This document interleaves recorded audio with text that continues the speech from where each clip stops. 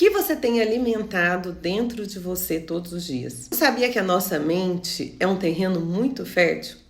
Que aquilo que você visita constantemente com seus pensamentos, que você repete diariamente para você, se torna algo que nasce, que brota e que dá frutos na sua vida? Sobre isso que eu quero falar hoje com você, lendo o terrilinho Salmo 19. No final deste salmo, Davi faz uma oração extraordinária. Ele diz assim: que as palavras da minha boca e os pensamentos do meu coração sejam agradáveis à tua presença, Adonai, minha rocha e meu redentor. Percebam que Davi não está preocupado apenas com aquilo que sai da boca. Ele olha para aquilo que vem antes disso. Ele olha para as meditações do seu coração, os pensamentos do seu coração. O que é isso? Ele orou pedindo que Deus iluminasse aquilo que está sendo cultivado dentro dele. Isso tem uma aplicação terapêutica muito profunda. Nós costumamos perceber nossos padrões quando eles já viraram comportamentos. Por que eu explodi de novo? Por que eu escolho repetidamente este relacionamento? Por que eu aceito? Por que eu não consigo mudar? Por que as coisas não mudam? Enfim, porque eu continuo repetindo a minha história. O comportamento, a ação, ele tem início muito antes. Eu costumo dizer que um pensamento gera um sentimento que gera uma atitude. Antes do seu comportamento, da sua escolha se manifestar, tem um pensamento interno sendo alimentado. Pensamentos, emoções, crenças, sentimentos.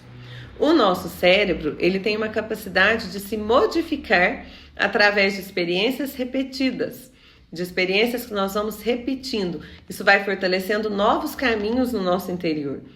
E aqui entra a minha responsabilidade, a sua. Talvez a gente esteja pedindo paz, shalom, mas a gente continua alimentando pensamentos de catástrofe o dia todo. Talvez a gente esteja pedindo coragem ou uma mudança de vida, mas a gente fica repetindo diariamente, alimentando para nós mesmos pensamentos como eu não consigo, eu não dou conta. Você pede uma vida diferente, mas escolhe todos os dias a partir das mesmas feridas que você alimenta. Oração não é terceirizar a nossa responsabilidade. Você pode e deve pedir direção para Deus, mas precisa ter o seu posicionamento.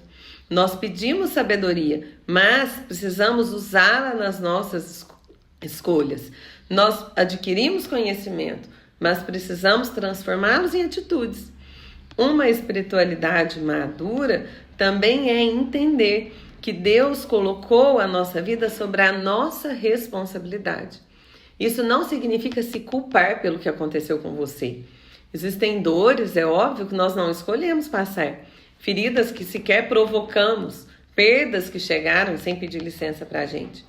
A autorresponsabilidade não é você assumir culpas pelo que fizeram com você. É você assumir a responsabilidade pelo que você vai fazer daqui para frente com aquilo que fizeram com você. Essa diferença muda tudo. Passar a analisar, a dar importância para os pensamentos que você tem alimentado, para os sentimentos que você tem alimentado, para aquilo que está aí nas meditações do seu coração, é uma forma muito inteligente de você começar a buscar por mudanças na sua vida, no seu comportamento. Porque tudo isso são sementes. Sementes que você tem plantado em um terreno que é muito fértil, que é a sua mente. Na terapia, nós falamos de padrões de repetição, de reforço emocional. Na neurociência, de neuroplasticidade do cérebro. Mas na espiritualidade prática, isso tem um nome muito antigo, lei da semeadura. Tudo aquilo que você cultiva repetidamente cresce e frutifica. Não despreze as suas pequenas escolhas de hoje. O que você tem plantado todos os dias aqui na sua mente e aqui no seu coração. É isso que você vai ver florescer. Então, antes de focar em pedir a Deus aquela grande mudança, aquela grande transformação, que a gente possa fazer como Davi, pedir que o Senhor nos ajude a ter pensamentos no nosso coração que sejam agradáveis a Ele. Atenção naquela área que você vive reclamando que não muda e veja quais são os seus pensamentos repetidos sobre isso. Quais são os seus sentimentos que você insiste em cultivar repetidamente sobre isso. E veja se isso não está diretamente ligado à sua colheita. A boa notícia é que todos os dias é um novo dia e você pode recomeçar o seu plantio da maneira correta. Vamos rezar juntas o salmo? Os céus declaram a glória de Deus e o firmamento fala da obra das suas mãos. Cada dia expressa a sua glória, cada noite revela esse conhecimento. Sem discurso, sem palavras, sem que a sua voz seja ouvida, sua mensagem ecoa ao redor de toda a terra. Suas palavras chegam até o fim do mundo. Neles Deus estende o sol, que aparece como um noivo saindo da câmara nupcial, com o deleite de um atleta correndo a sua trajetória. Levanta de um lado do céu, circula até o outro lado, nada escapa ao seu calor. A Torá de Adonai é perfeita e restaura a alma. A instrução de Adonai é clara, faz sábio o tolo. Os preceitos de Adonai são retos e alegram o coração. As mitzvah de Adonai é pura e ilumina os olhos. O temor de Adonai é claro e dura para sempre. As leis de Adonai são verdadeiras, são todas elas retas, mais desejáveis que o ouro, muito mais que o fino ouro, também mais doces que o mel e o destilar dos favos. Por meio delas, seu servo é corrigido e obedecerá a elas a grande recompensa. Quem pode discernir os pecados inconscientes? Limpa-me dos pecados obscuros.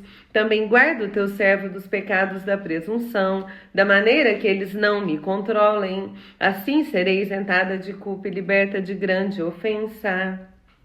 Que as palavras da minha boca, os pensamentos do meu coração, sejam aceitáveis em tua presença, Adonai, minha rocha e meu redentor.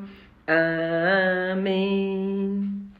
Que este salmo se torne uma verdade na minha vida, na sua vida, que os nossos pensamentos, as nossas ações, as nossas palavras sejam agradáveis ao Senhor e que nós possamos ter uma vida extraordinariamente abençoada. Um beijo, uma ótima semana para você.